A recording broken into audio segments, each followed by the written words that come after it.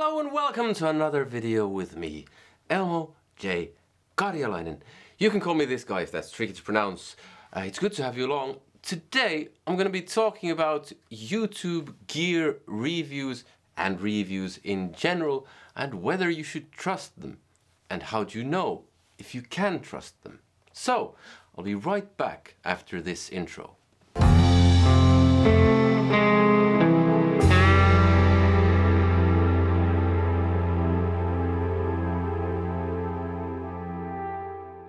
Okay, so welcome back. Like I said, I'm talking about YouTube gear reviews today.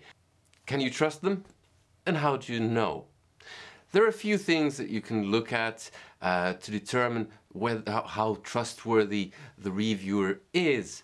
Before I get into that though, I would like to say that there is no substitute for actually trying out gear yourself, which is kind of a no-brainer. But hey, I understand it. We all like a good review, now and again at least. I watch gear reviews, well, partly because I make gear reviews, so I watch some gear reviews either to find out info on something or just to see what everyone else is doing and see if there's something new and stuff like that. And I like watching gear reviews. It's fun. That being said, there are a few signs that you can kind of check out and determine how trustworthy the reviewer is. It's basically the same thing that you have with guitar magazines or magazines of any sort when they're reviewing anything. First of all, are they getting money from the company whose product they're reviewing? So it could be a guitar magazine is reviewing an album, not that they do that much anymore, but they used to back in the day, the good old days, even before MySpace. So they're reviewing this album by this artist who's on this label. So for instance, I remember seeing reviews of Steve Vai's this or that album, and at the same time the same album was being promoted in the paper. So it was there was a full page ad, and then there was later on there was a review in the same paper of Steve Vai's same album. So that means that the magazine is getting money from the record company in terms of ads, and at the same time it's reviewing that record company's product, which kind of makes it a bit difficult to know how much you can trust the magazine, because they have a vested interest in keeping the record company happy. So you can't just read anything and go, yeah, that must be true because it's printed. So what you have to do in cases like that is read between the lines. And it can be someone reviewing a new guitar, it can be whatever, it could be sound on sound, reviewing some kind of music technology, gear thingamajig or software or whatever. You have to read between the lines. So if they're raving, frothing at the mouth, going, this is the best thing since sliced bread, it's probably quite good. If they're just saying, yeah, this is okay, it's probably not very good. So that's one thing to look out for. The same thing works on YouTube. Either you can have a reviewer who's gotten the gear for free or is sponsored by the company in some way and is paid to review the gear or is paid to review the gear. So I could be reviewing this guitar and Fender had paid me, please Fender, pay me some money to review this guitar because I would like your money. I would like your Fender money. So I'd be reviewing this and I was being paid by Fender and I probably want to keep Fender happy. That means I wouldn't say this is a terrible guitar, even if it was. It's not, but still. So I could sit here with a fake smile and play something.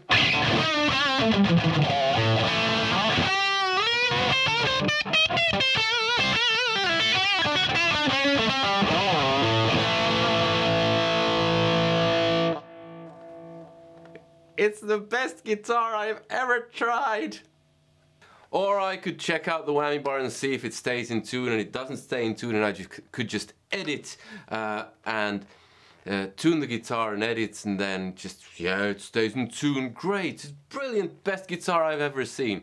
Actually, I happen to like this guitar. It's a Fender Yngwie Malmsteen Stratocaster, so Fender, please send me more of these. I really like these. That's not gonna happen. So yeah, is the reviewer somehow affiliated with the company? That's a good telltale sign that you maybe shouldn't trust everything that the reviewer says.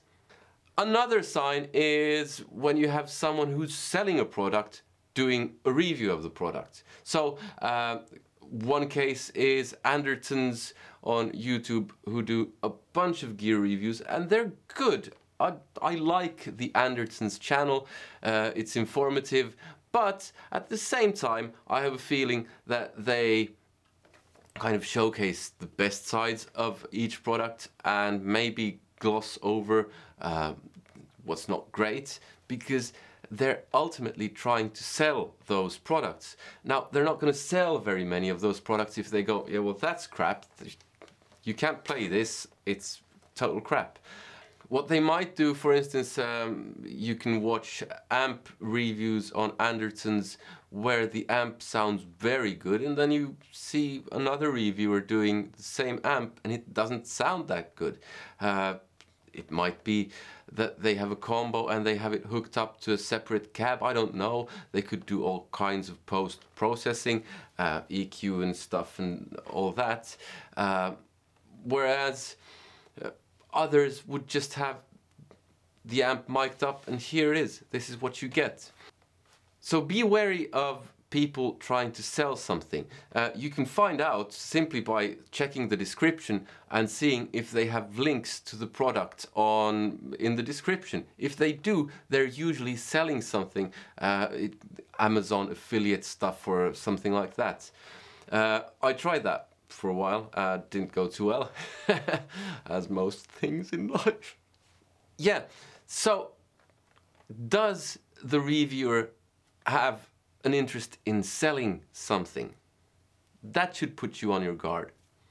So what can you do? Which reviewers can you trust? Well, first of all, you can watch, if there's a product that you like, watch different reviews of that same product, because different people might have a different opinion. The other thing is, try to find people who give honest reviews. That doesn't mean that you should agree with the reviewer. For instance, I've done reviews where I haven't liked a product and I've said as much, and people have gotten angry with me, but that's not really the point.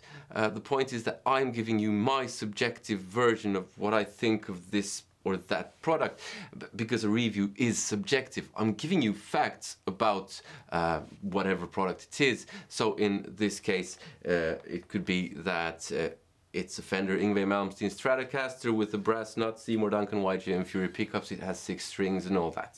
So those are facts. I like it, it sounds great, it plays great, are more or less subjective.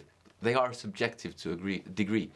So if you find an honest reviewer who says that it's kind of based on honesty, maybe someone like Glenn Fricker, who does Fearless Gear Reviews, is one such YouTuber who does honest reviews, because he gets money from Patreon and from selling merch and all that, so he doesn't have to rely on money or products from companies, and he's not selling a product. He's selling products, but it's t-shirts and stuff like that have nothing to do with the actual reviews.